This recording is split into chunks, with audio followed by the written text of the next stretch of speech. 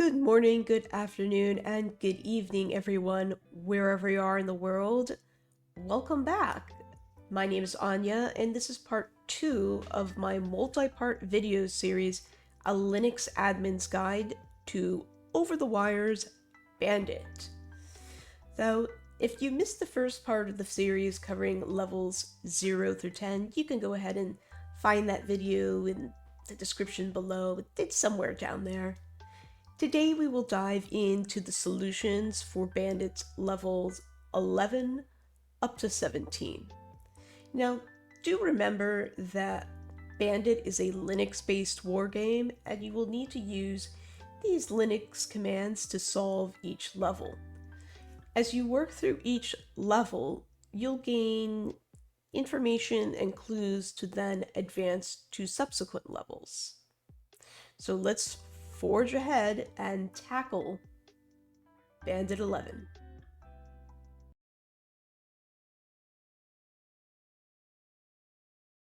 We're picking up right where we left off, and let's read the level goal. The password for the next level is stored in the file data.txt, where all lowercase a to z and uppercase, also a to z, letters have been rotated by 13 positions.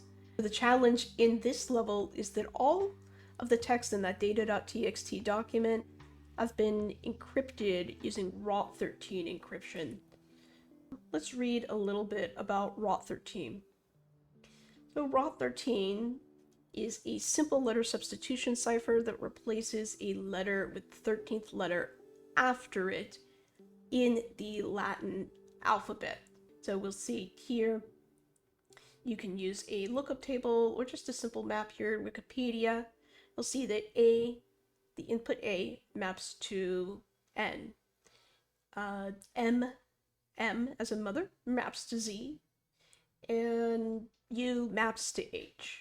So to decode the ROT13 encryption, we're going to need to map each letter to the letter now 13 positions prior to it in the alphabet.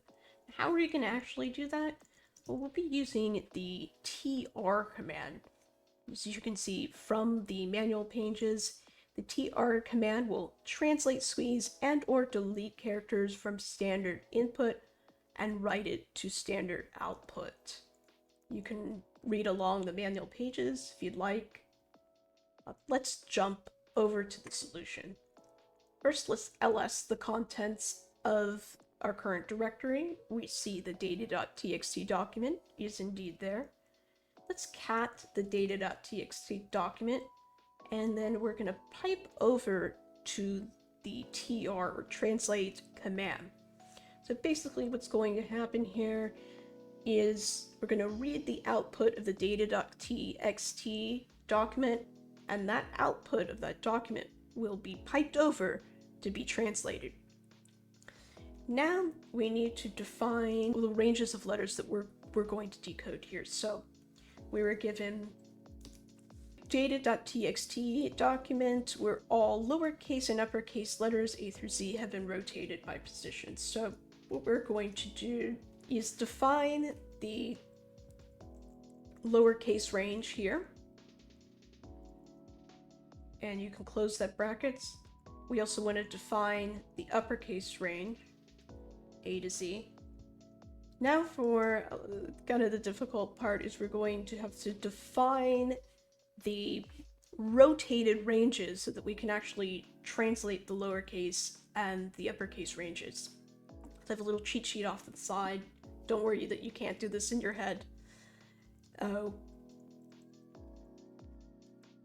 rotated range will be A to ZA to M.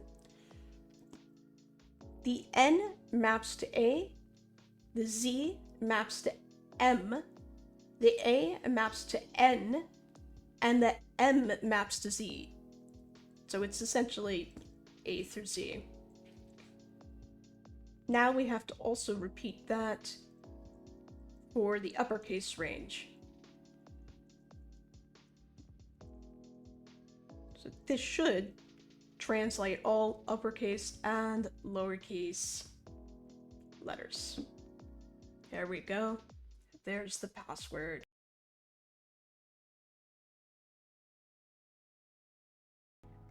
let's take a look at the level goal for level 12. The password for the next level is stored in the file data.txt, which is a hex dump of a file that has been repeatedly compressed. So hex dumps are used when we are looking at data that is not easily readable. So sometimes it's just easier to read those documents in hexadecimal form or hexadecimal values. This file, again, has also been repeatedly compressed.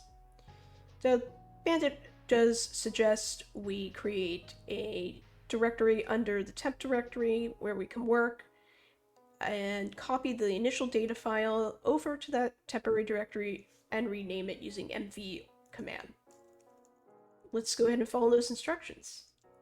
ls to see the data.txt file. Use the make directory command to make a directory under the temporary directory.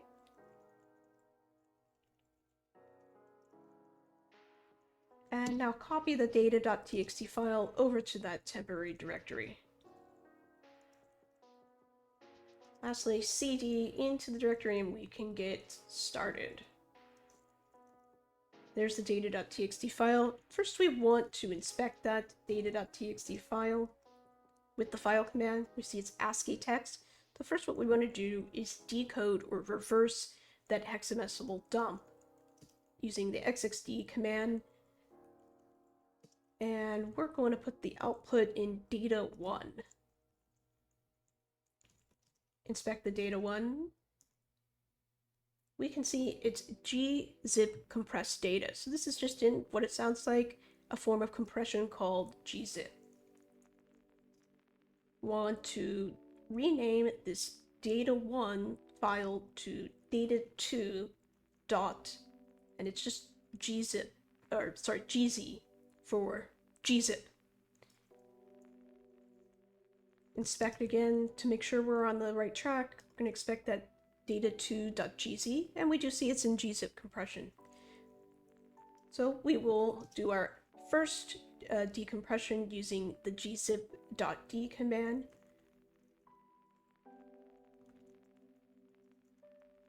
And inspect the data2. Now that it's decompressed, we see that it's in bzip2, another form of compression completely. So we're going to just kind of continue with the same sequence of commands. You can name this whatever you like, just make sure it ends in bzip2 or bz2.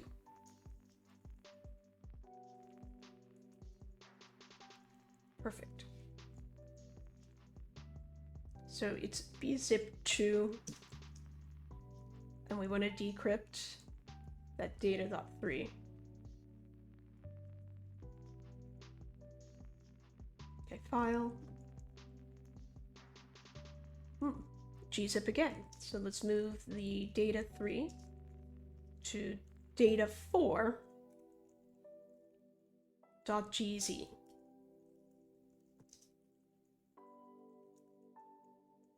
Okay. Use the gzip command one more time. And continue to inspect with file. We have a tar, so this is in a tar archive. We need to untar the file using the tar command. And we have a data5.bin file. Again, this one's in tar. Press the up arrow and we'll tar or untar that file.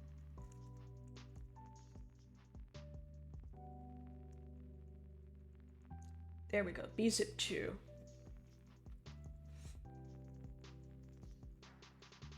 Rename, once again, this .bin file to data7.bz2. As always, just inspect.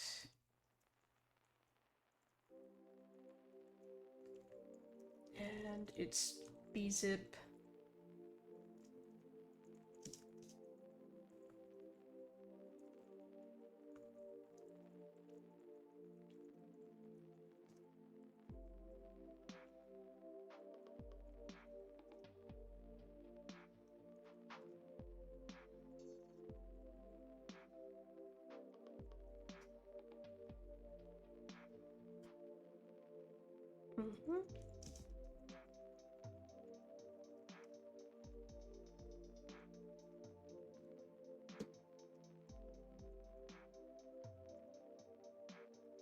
ls inspect data 9.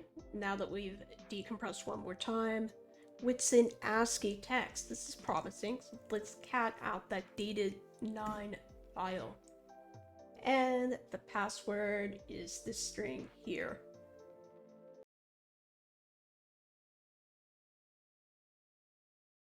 Let's take a look at the Bandit level 13 goal. The password for the next level is stored in etc/bandit_pass/bandit14 and can only be read by user bandit14. For this level, you don't get the next password, but you get a private SSH key that can be used to log into the next level. Let's flip on over to the terminal. While you're in Bandit 13, list out the contents. You see the private key is there. I think it's now easiest to go on over to your local machine or PC, whatever you're using, and copy over that file using the scp command on port 2220. So this is going to copy a secure copy of that file over to our local machine. Specify the user bandit13 and the host name. I'm going to use colons and then specify the private key, the name of that file, and then you can copy it over to your current directory denoted by period. Make sure you also copy your level 13 password to a notepad or something. You can paste it in now. You see the key did transfer over. We also want to verify the permissions are correct. So we're going to use changemod to change the permissions to 600 so this key is readable and writable by the owner. Okay. Now we can use the SSH command with the I flag, tag I, to connect with the private key at bandit14.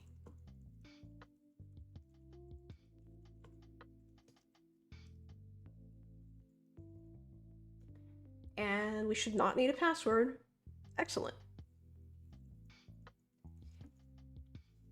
Now, let's go over to this etc/bandit_pass directory.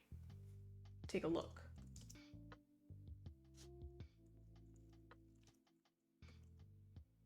You can see all the levels for Bandit. And we want Bandit14, which is indeed owned by Bandit14. We are user Bandit14 right now, so let's just cat out that file, Bandit14. And there's our password for the next level.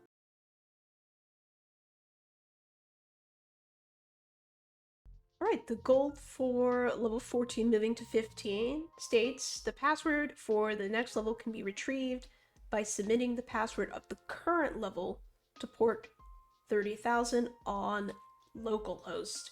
And the commands you may need to solve this level are down here: SSH, telnet, and C, etc. I'll flip over and copy this password since we will need to supply it. And then on over to our terminal. Oh, I'm going to use telnet, which is a command line utility that allows us to connect to remote servers and exchange data. We'll connect to telnet on localhost with port 30,000. Now, localhost is just the local machine that we're on right now. And we're going to supply the password for Bandit14. And there we go. Returned is the password for level 15.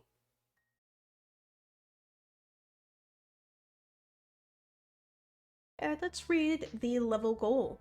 The password for the next level can be retrieved by submitting the password of the current level to port 3001 on localhost using SSL encryption. Let's flip on over to the terminal and we're going to use the OpenSSL command. The OpenSSL is a command line utility that's used for different cryptographic functions, and that includes SSL and TLS connections. In addition to OpenSSL, we're going to specify that we're using the s_client subcommand. That will specify that you're connecting with SSL.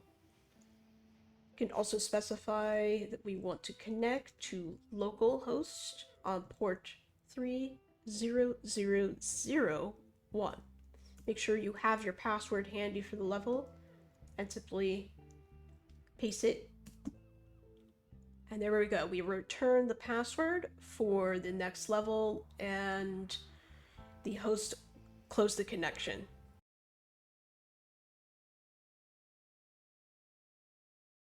Okay, moving right along to Bandit 16. Let's take a look at the level goal. The credentials for the next level can be retrieved by submitting the password of the current level to a port on localhost in the range 31,000 to 32,000. First, find out which of these ports have a server listening in on them. Then, find out which of those speak SSL and which don't. We're going to go and use the nmap utility to scan the ports between 31,000 and 32,000. And that will return all the ports that have servers listening in on ports on localhost. So here we go. Here are open ports. And to cut down in time, I will just connect to the port I know that will work and speak with SSL. That's 31790. So we'll connect with OpenSSL and the S-client command, which will allow SSL connections. I'm going to use the quiet flag to suppress some of the results, cut down on those results. Connect, and then we'll just connect to localhost on this port 31790. Okay, that's what we want. We'll copy and paste the password for level 16. And we get an RSA key. What we want to do is just copy this RSA key, cd to the temporary directory for Bandit 17. There should be temporary directories for all levels, I believe. We're going to create a new key. We'll call it bandit17.key. You can use text editor, VI, Nano, whatever you prefer to edit the key.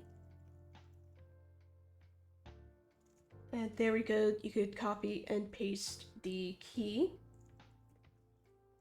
Select escape and WQ, right quit. We want to change the permissions so this is readable and writable by the user rather the owner. Now let's try connecting to the next level, that's Bandit 17, with the SSH TACI command. So SSH TACI will then specify that we're connecting with a key rather than a password. And then specify Bandit 17 at, you can put the full version, or you can put, let's just put localhost on port 2220. There we go, we're in Bandit 17. Let's list the contents. We do see passwords new and old. This is a bit of a red herring, so I think it's easiest to just cd over to the etc bandit pass directory and locate the Bandit 17 file, cap that out. And there we go, that should be our password for the next level.